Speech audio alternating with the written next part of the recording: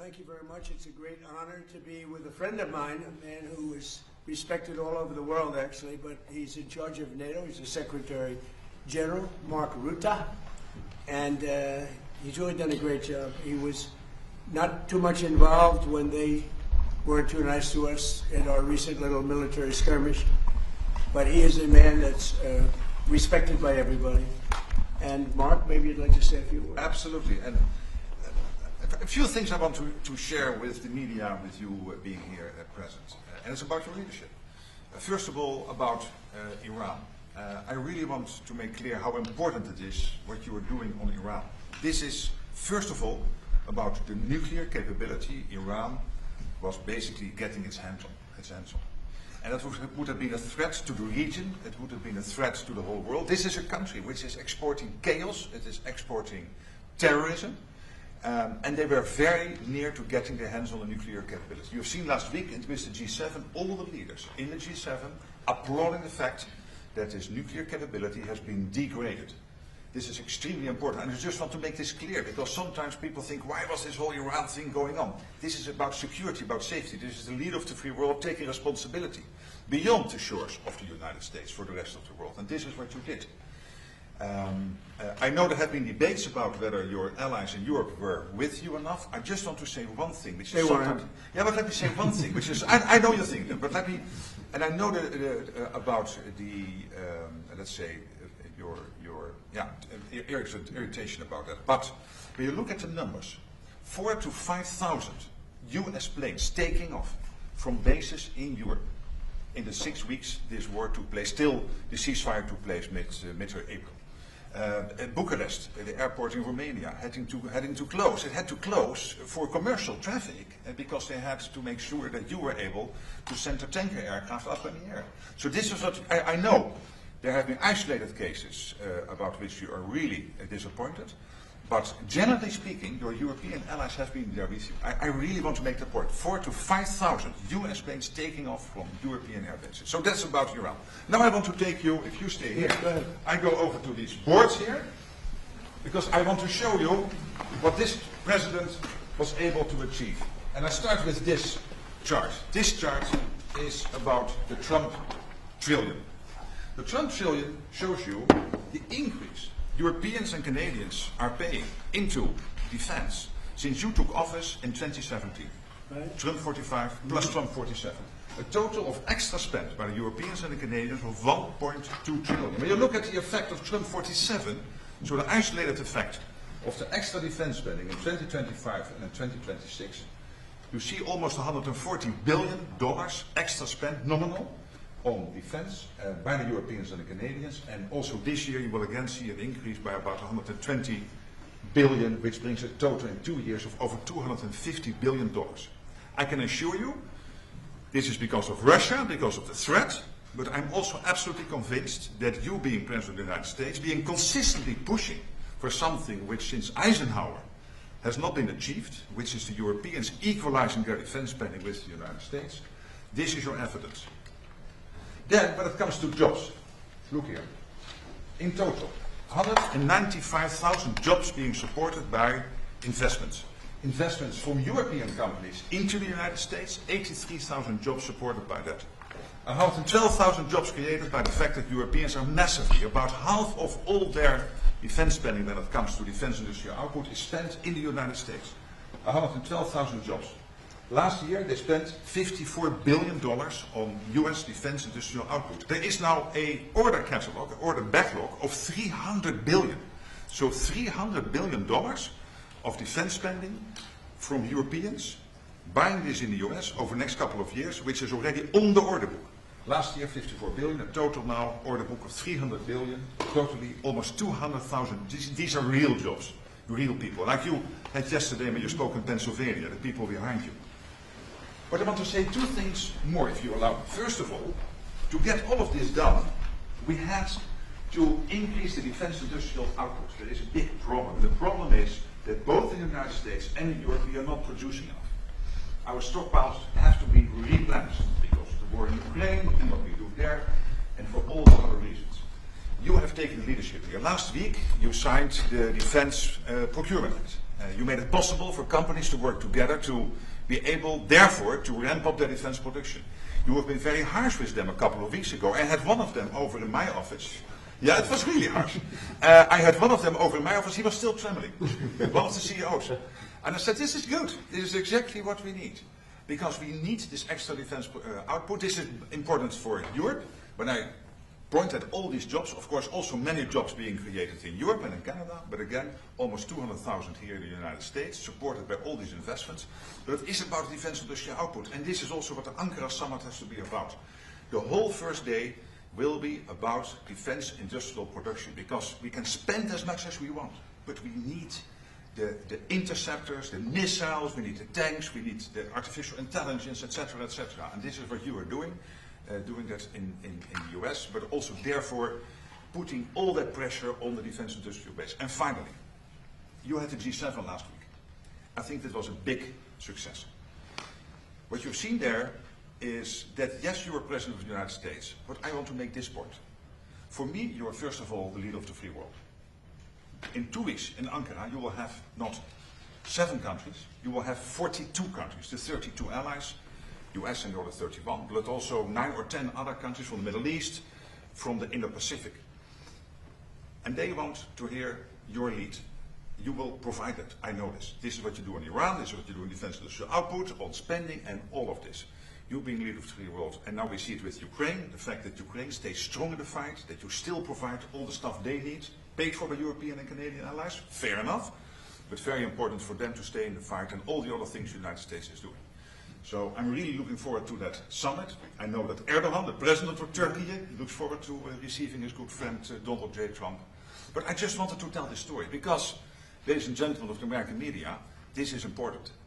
This is your president, but also leader of the free world, taking the leadership role as is necessary.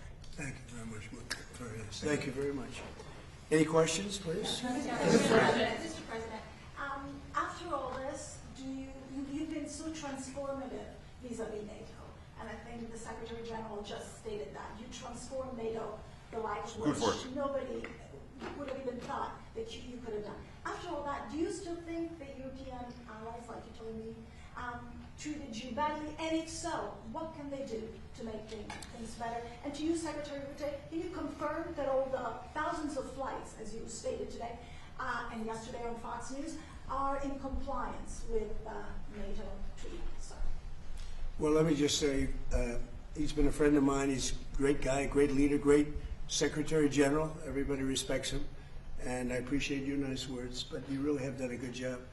And I think if anybody else were in that position, we wouldn't even be meeting today, to be honest with you, because we were let down. We didn't need help on this at all. We demolished them in literally the first week. But it would have been nice if they would have said, we'd like to help. We didn't even need it, but it would have been nice if they said that. They didn't say it. But as Secretary General, and he's the boss of the whole operation, he was, I believe if I would have called him, and I didn't bother doing that because I was doing individual countries just to take the temperature and see how they were doing. But I think if I would have called him, he probably would have found a way to help if we needed it. I feel, would have been a little bit different. But I was disappointed. I was disappointed with Italy. I was disappointed with the UK. He's now gone. And, he had a lot of problems, but we were disappointed with the UK. We were disappointed with Germany and France. We were disappointed with most of them. Spain is a horror show. Spain is terrible, even from your standpoint. I mean, they don't want to pay anything. They think they're in for a free ride. Spain is not a good group, not a good group at all. But I have great respect for this man, and so we're going to be discussing what took place. And we'll see what happens. Thank you. Can I answer to your Yes. second question? Because I don't have many disagreements with the President of the United States. Here I have slightly, because I do agree there is reason for disappointment, absolutely. But my argument is this. These are isolated cases. When you look at the overall, take for example Germany. From day one, they delivered on their these are bilateral commitments, a bit of the techniques of this, but the technology, but these are bilateral commitments these countries are having with the United States, so this is not, strictly speaking, NATO. bilateral commitments, they all did what they promised to do. And this led to between 4,000 and 5,000 US planes taking off from Europe. I would argue it would have been very difficult to do Iran without having Europe as a power projection platform for the United States. Delivered again, he's right. There is also reason for disappointment. It is a mixed bag. Well, the big question is, are they paying the 5%? They agreed 6 months ago when we were together to pay 5%. And for the most part, they're not paying. Well, when you look at the numbers, take for example Germany. So we agreed they get a couple of years to get there because you cannot spend it in 1 year because you have an absorption problem. But Germany, for example, Germany has is doubling its defense spending between 2021 and 2029. They will spend over 150 billion by 2029, which is staggering, more than the French and the Brits combined even. Take the Dutch, and Poland and the Baltics already there. Countries like Denmark really stepping up. So and the Nordics. So it's a bit of a mixed bag, but most of them are doing it, and the alliance is so much stronger because of this man. Are the sorties in compliance? Please, yellow dress. Thank you, Greta from GB News. You mentioned that our Prime Minister has got one foot out the door. The new guy's coming in, Andy Burnham. What do you know about him, Mr. President? And what does he need to do to improve the relationship between Know about who? the new incoming Prime Minister, Andy Burnham? I don't know anything. I see that he was, I guess, the mayor of a town. I hear he's extremely liberal. Extremely. So that means he probably won't open up the North Sea. You know, I gave Keir Starmer some pretty good advice. I said, open up the North Sea. Go to Aberdeen, which was the hottest city in the whole continent. It was the oil city. It was the oil of Europe, and they closed everything. It was terrible. I saw it before my eyes, and I couldn't believe it. The North Sea is loaded. I have had every oil company come to see me. Sir, could you give us access to the UK? We would do anything to drill in the North Sea. And they haven't even found what's there. The amazing thing is they buy their oil from Norway, which gets the oil from the North Sea. Think of it. And they pay a big premium. Norway's got now $2 trillion in the bank, and UK is dying. So they should open up the North Sea. It's an easy one. And a lot of good things are going to happen. It's among the greatest fields in the world. Peter? President Trump, great night for Democratic Socialist candidates last night. In the New York primaries, they swept and knocked out 2 incumbents. You're from New York. Why do you think it is that now the endorsement of Zohran Mamdani means more than the endorsement of Hakeem Jeffries? Well, they're going radical left. They're going really, you talk about the Democrat socialists. It's really communist. These people. I watched that woman last night. That's not a socialist. I know socialists. That woman is a communist. And you know what they don't say is that I was 16-0 last night. But mine were a little more boring, a little more mainstream. They were Republican conservatives. But we were 16-0. And if you look over the last 2.5 years, we're about 347 and just about 0. That's pretty good. But nobody writes that. But he picked 3. They won. They beat a guy named Dan Goldman, who's, a loser. He was one of my prosecutors, one of my many prosecutors that they used on me. Dan Goldman, not a good prosecutor, fortunately, but he's now looking for a job.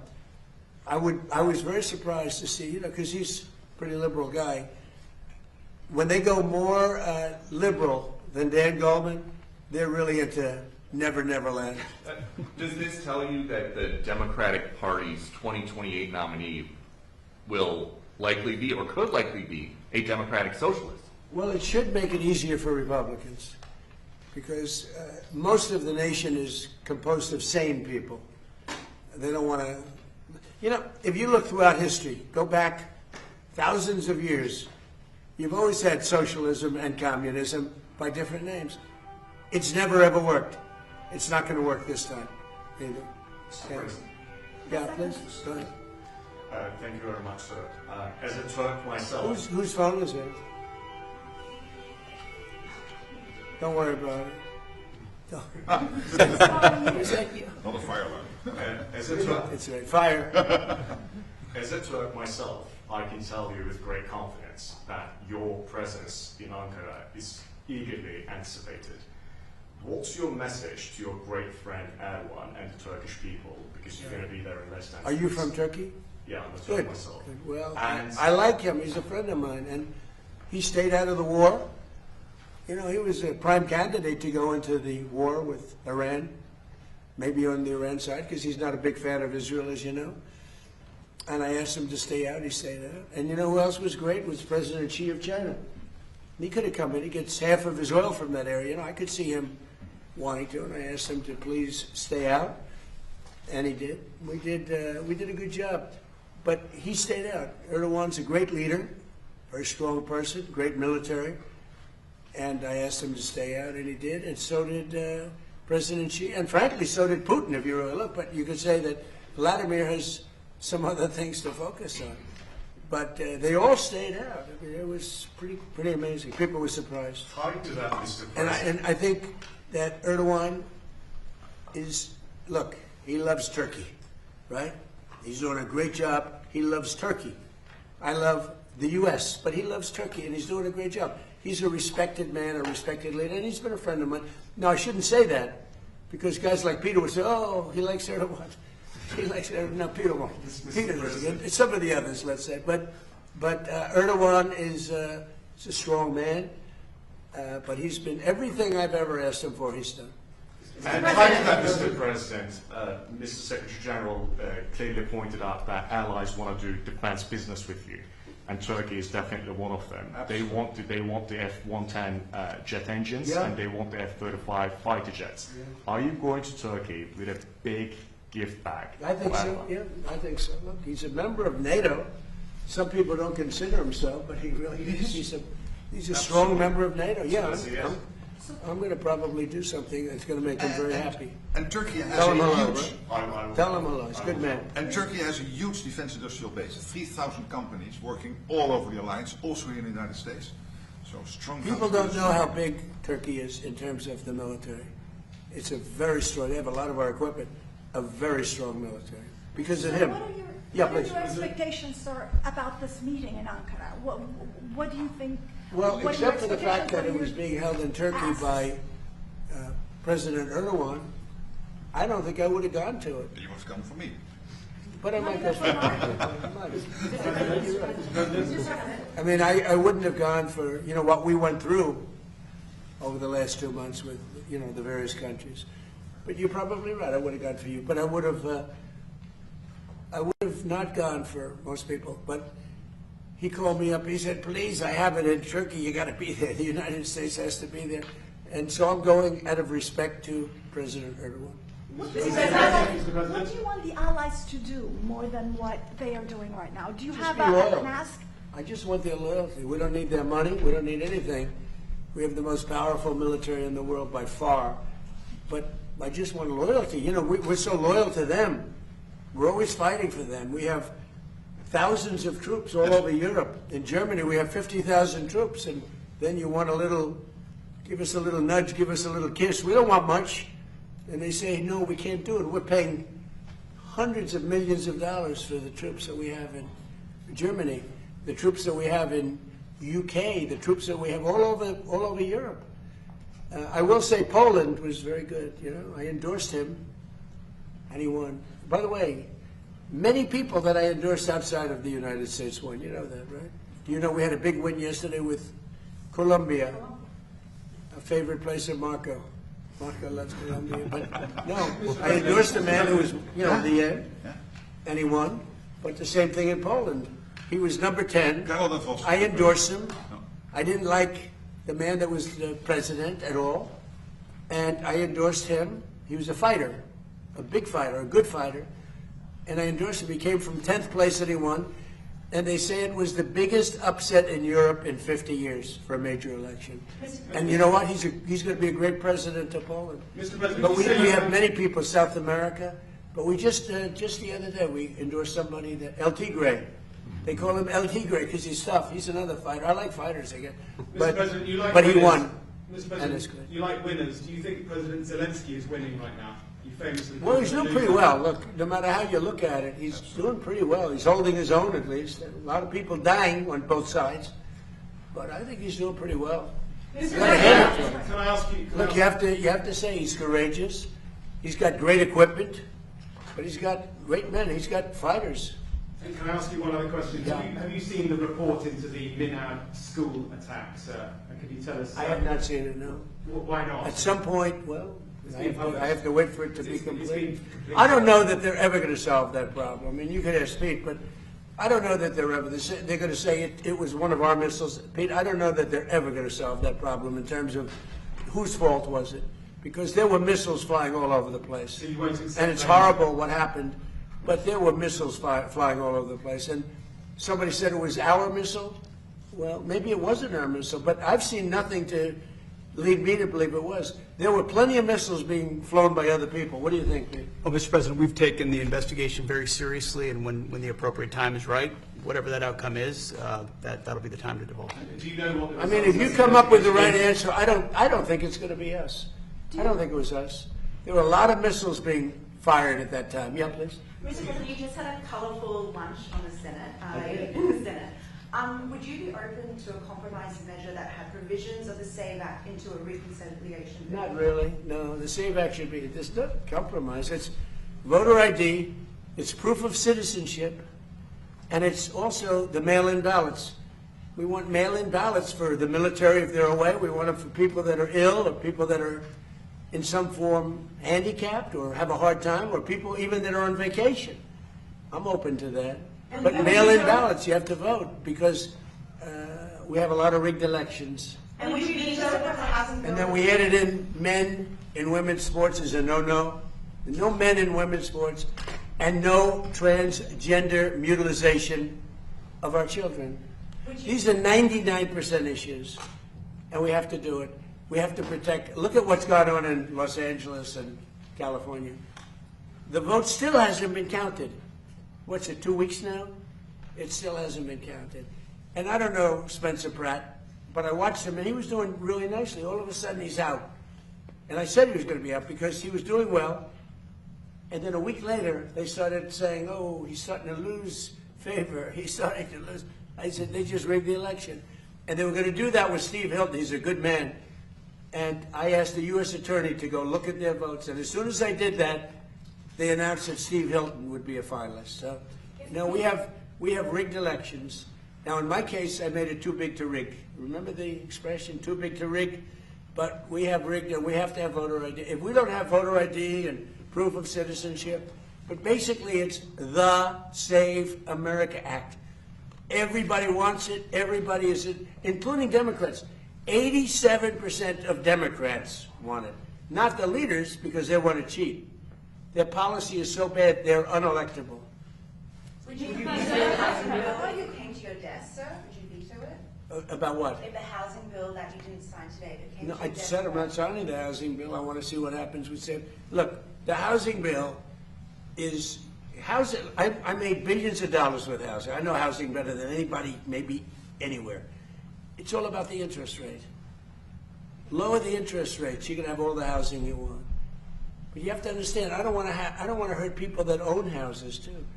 These people, for the first time in their lives, they have valuable houses. They become rich. I don't want to hurt them either. Sir, What you want to do is, what good for everyone? Get the interest rates down. We have this numbskull that was the head of the Fed before, and he's a stupid person. And we call him too late, because he was too late with the interest rates all the time. We need low interest rates. Low interest rates will solve everything. We'll solve that. Now, despite that, we're doing well with housing. But where we're really doing well is oil is plummeting and costs are coming down. Affordability, we're doing great. The Democrats gave us a tremendous affordability problem, and we're reducing prices a lot. A new Prime Minister will be installed in a matter of weeks, Yeah. 3 or 4 weeks. Would you want to be the first person on his list to visit globally? No, but I think we're probably of a different persuasion. He's very liberal. But, you know, I got along well with Starmer. I disagreed with Starmer. I said, you have two problems, immigration and energy. And crime, too, by the way. Crime. You have a terrible mayor of London, by the way. I don't want to cause any problems, but Your mayor of London is grossly incompetent, a bad person, and a horrible representative for your country. You know that. That's why you're smiling and laughing, and it's true. But you know that. The mayor of London is a horror show. But you have a crime problem. You have an immigration problem. The immigration helps cause the crime, by the way. And you have a tremendous energy problem. You're building stupid windmills all over the country, and they don't do the job. You have the greatest oil field in the world, one of them. It's called the North Sea oil. All you have to do is bid it out to Exxon, Chevron, Shell, British Petroleum. They're begging to go there and pay billions of dollars. And because the left is so crazy, they don't want the money. And the country is losing. I mean, it's going to go, your country is going to go bankrupt. Think of it. You have one of these. Now, most countries don't have that. You have the North Sea oil, and you have the best part of it. Think of it. You go to Norway, who doesn't have the best part of it, and you give them, and they have $2 trillion in the bank. You know, they have $2 trillion, maybe more, because the UK pays them all this money, and others. But you have one of the greatest fields, and I told this guy 15 times, and he wouldn't do it. I said, you're going to lose your prime ministership. And he did. In fact, I called it about 3 days early, right? Remember I said he was leaving? I wonder if that nudged him out. Mr. President, would you block a final Iran deal if it included any kind of fees on shipping? Yeah, no, it would be unacceptable to me. Because we have numerous straits, and if you did that for them, you'd have to do it for other people. You have other straits. I wouldn't allow it there either. Yeah, it would be a game changer. And have you made progress on munitions building in Europe? That's obviously something. Yeah, we always make progress. Some of the countries that he represents are as good as him. He's great. They're lucky they have him. They're lucky they have that guy. Behind you. How do you think that Congress voting to end the war with Iran, even in a non-binding way, impacts your negotiations with Iran? So we're doing great in our negotiations with Iran. Right in the middle of one of the key things, which we're going to get anyway, we have breaking news. The Senate has voted that they'd like Trump to stop the war. So Iran sees that and they go, what's that all about? Now, you know it's meaningless, right? But I had lunch with them. We had 4 Republican senators and all Democrats. You know, Democrats, they want to lose the war because they're stupid. That's why we call them Democrats, you know? I no longer use the E. I've changed the E into a U. We call them Democrats. They're dumb. Their policy is so bad. That's why they have to, they are opposed to the Save America Act because they don't want voter ID, they don't want proof of citizenship. You know why? Because they have to cheat. Their policy is so bad that if they don't cheat, they wouldn't win an election. They're phenomenal cheaters, and they stick together. But you know, the people, the Democrat people, are 87% in favor of the Save America Act. Yeah, please. Up top. Last night, of course, as Peter pointed out, we saw the Mamdani candidates win in Jeffries and Schumer's backyard. You told me in October that Schumer was gonzo and that Mamdani was the leader of the party. The last night's results affirmed that assessment. And well, Schumer's lost his way. He's become essentially a Palestinian. I think it's the greatest transformation of a political position I've ever seen. Chuck Schumer, who was a strong supporter of Israel, and he's become 100% Palestinian. In fact, I've asked for a beautiful, beautiful silk outfit to be sent in the Palestinian tradition. I'm going to send it to him as a birthday present. Now, it's the greatest transformation of a political ideology I've ever seen.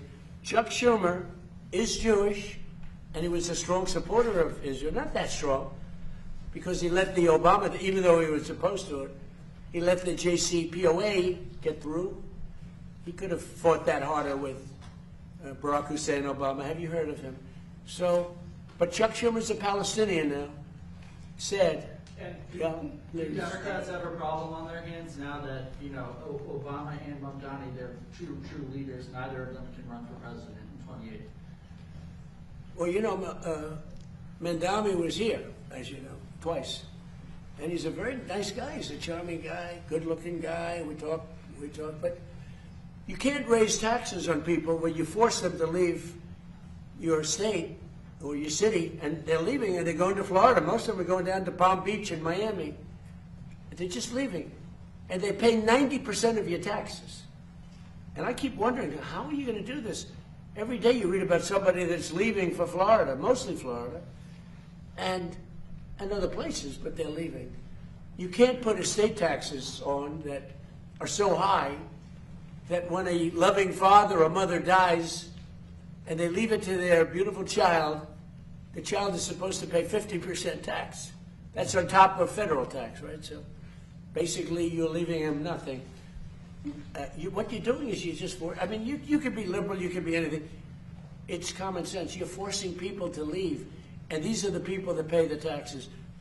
They pay 90% of the taxes, and they're leaving New York, and they're leaving California too. Thank you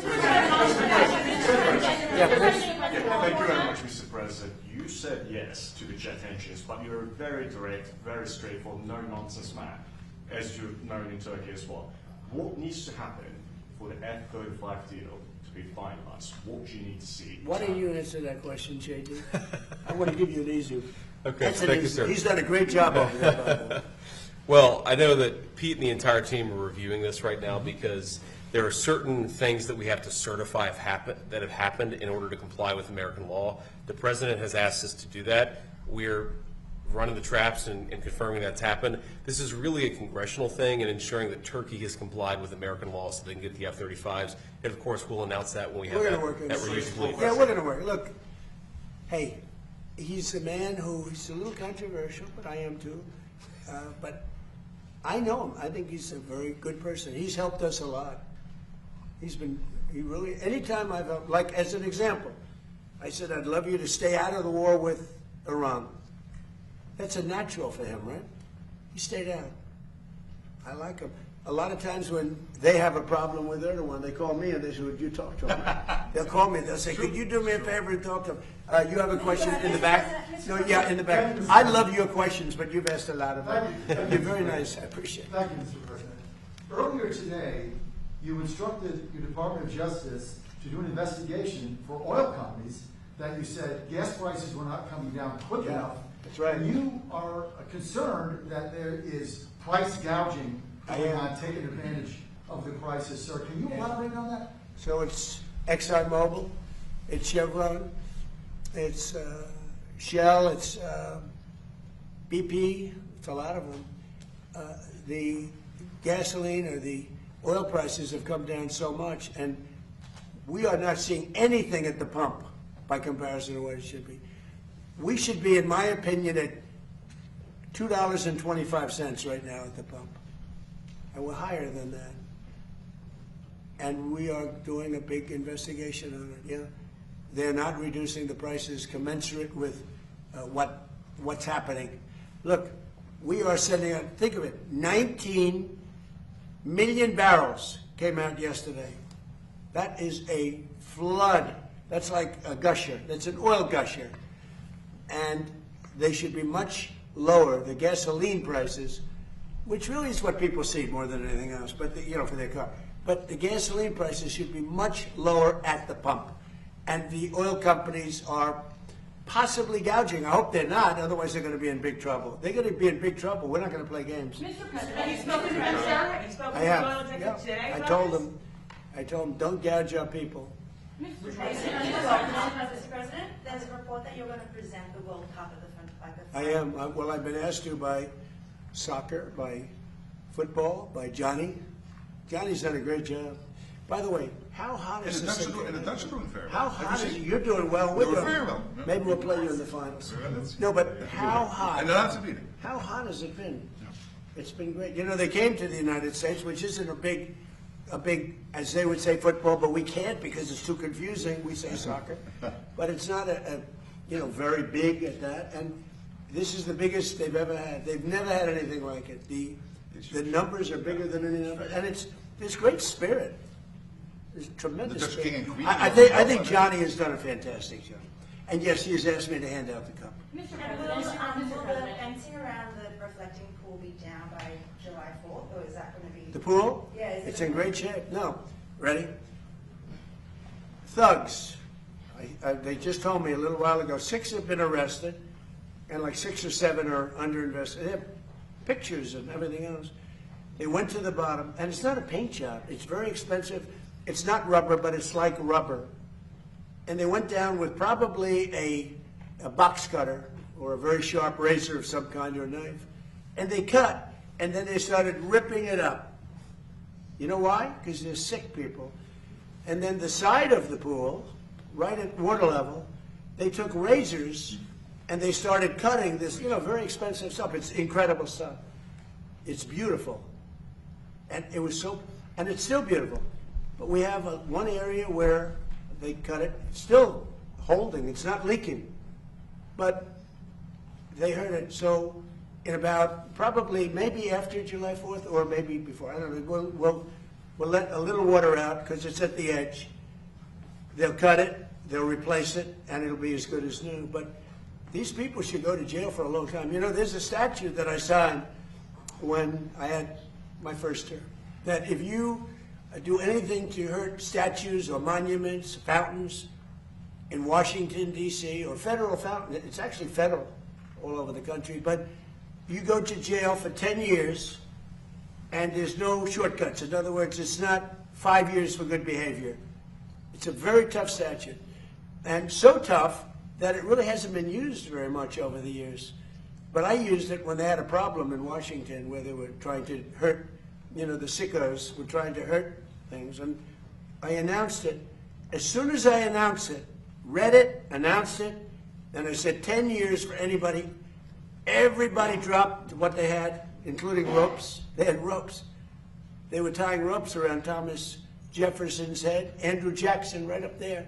They had a rope around his head on that incredible statue. I said, as soon as I invoked it, everybody left. That's still in play. They could go to jail for 10 years. They better be careful.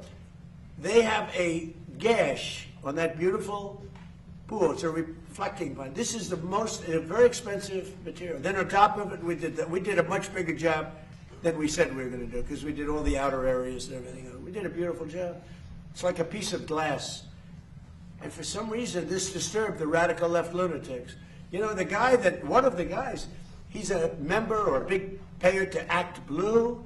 He's a big Hillary supporter. He's a big supporter of Sleepy Joe Biden. This is a very political thing. But as I understand it, 6 are under arrest. This was pure vandalism. It's an amazing thing that we did. Don't forget, it hasn't worked properly since it was built because it always leaked in 1922. So it was built in 1922. So that's 100 years more ago. It's never worked properly. I always say it had great potential. And I said in my first term, I'm going to do something. So Biden and Obama, between the two of them, spent over $100 million. It was a disaster. Obama, because of the environment, took the water from the Potomac, and it was horrible. It was bad. I don't want to have to tell you what happened, but it was really bad. You can read about it. Biden, he didn't have any idea what the hell they were doing because he didn't know what anything was happening. But they spent over $100 million. We spent 14 or 15 and a lot less than that because a lot of these people work for the Parks Department anyway, so they're going to work. So I would say a lot less. And we put a great surface on it. This is a world-class surface, and it looked beautiful. But they came in and they cut it, and then they grabbed it and they pulled it up. That's why it's all ripped. And who would even think of that? They're sick people. So I think they're in big trouble. But here's the bottom line. We temporarily patched it, even though we stopped the leak. It's so good that it with all that damage they did, it's not leaking. And it looks really beautiful. I just had pictures taken. It's reflective. It's beautiful, like it did a week ago. And then we're going to let a little water out because you have to let the water out to fix it. We're going to fix it, and then the water goes back in. It won't take long. We may do it before July 4th, or we may do it just after July 4th. Now, we have it a little bit fenced off because we have a big fireworks display, and tonight, I'm making a speech. And people like my speeches, but I guess we're going to have a lot of people over there. But tonight, we're going to have a lot of good entertainment. One of the greatest opera singers in the world. We think he's great. Lee Greenwood's going to be singing our favorite song. And we have a lot of great things, but I think I speak at about 7 o'clock tonight, so that's over at the mall. No, but the water looks great. But we will do the final fix-up. But just remember this. They took razor blades 350 feet. Coming from where he comes, they don't do that. They took, maybe a little bit. They took razor blades and knives, and they cut patches like that. 350 feet long. A lot of them are like a foot, a foot, a foot. They cut the lining. And there's pictures of the guy bending over. I don't know if anybody saw that, but there are pictures of the guy. And you say, who would do that? Maybe it's Trump derangement syndrome. You know, we fixed over 50 fountains and monuments in the city. The city is the safest it's ever been, ever. We have virtually no crime. We're crime-free. When we came here at the beginning, it was a horrible, crime-ridden city. And we have no crime, virtually no crime now. Everything's fixed. We have new grass. We took a miles. We took so much. Nobody's ever seen anything like. Everything had graffiti on it. It's all gone. The tents all over the lawns, which were terrible, are all gone. The fences are all gone because nobody goes on the lawns anymore. But we fixed those. You know, grass has a life just like people have a life. And we fixed the lawn, and it will be fixed. Now, one of the other things they did a job, around the reflecting pool, we have a huge field of grass. They poured acid on the grass. The same people, I guess, they poured acid. So that's in the process. It killed, acid kills grass quickly. So that's being fixed. But the reflecting pool is great, and it's going to look beautiful. It's so sad to see what they did. And then the fake news tries to say, oh, well, it didn't work. Of course it worked. Everything I do does work. What I do works. What I do best is build. And we fixed, I think it's 52 fountains. All over the city they're talking about it. But you know the biggest thing is we have one of the safest cities.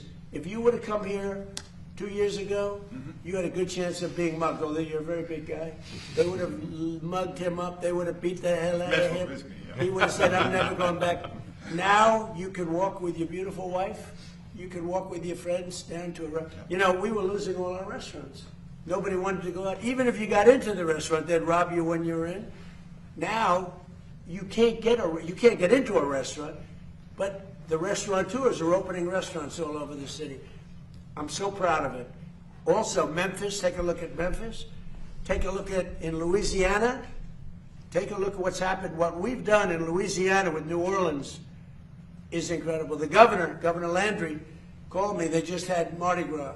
He said, it's the safest Mardi Gras we've had in 75 years. It's great. We've done a good job. And you know what? In Chicago, they had many murders over the last week. Many. I could make Chicago with this group of strong people. They're strong people. That's okay. One thing we got from the Supreme Court, we have merit. So if you have great students, great marks, great scores, great boards, you get into a good college. If you're bad, you don't get into a good college. In other words, it's based on a tough decision for them. But that also applies to the military. We have tough people in the military. And the National Guard has done an incredible job in Washington. And my people have done an incredible job. So if you look at Memphis, crime is down 78%. I have a friend from Memphis who's going to leave. And he called me, he said, I've never seen anything like this. It's like a different city. And also in New Orleans, it's like people can't believe it. I could do that for Chicago. I'd love to do Chicago because Chicago's potentially a great city. But you're going to lose it. It's got to be done. And we do something much more than they can do because we take people out and bring them back to the country from where they came. where they came out of jails, where they're drug lords and drug dealers and people from mental institutions. And I'd love to do it in Los Angeles. And I'd love to do it in New York City. I love New York. I'd like to see it. They had a lot of problems in New York over the last couple of weeks. If we were there, they wouldn't have any of those problems. And we removed the bad people from those cities so they never come back. Now, some liberal people probably don't like the sound of that. But 92% of crime is caused in these cities is caused by 2% of the people. I love that number because it's easily solved. Think of that. 92% of the crime in Washington was caused by 2% of the people. We moved out almost 5,000 career criminals and people from other countries. And Washington now is one of the safest cities, I could say, on the planet. But let's just say in the U.S. And it's beautiful now. The reflecting pool, but we have 52, I think it's much more than that. It's going to soon be more than that. You see them opening up, and my team has done an unbelievable job. Doug Burgum has been great, Department of the Interior, and his people. Greg and all, I mean, these people, they're phenomenal. But think of that. You work so hard. You get it open way ahead of July 4th. July 4th was the key. And then somebody's in there with a knife cutting it and ripping the floor out. It's terrible. But the 350-foot gash in the side, it's a terrible thing. Ready? Here, I'm going to end on this. I'm so proud of Washington, D.C. It's become one of the hottest cities in the world. But what is the hottest in the world is the United States of America. We have the hottest city, and you know that. You were talking about that. 2 years ago, we were laughed at. We were a joke. We were a dead country. Now we're the hottest country anywhere in the world. Thank you very much, everybody. Thank you, Press. Thank you, Press. Thank you very much. Thank you. Thank you, guys. Thank you. Thank you, guys. Just got it.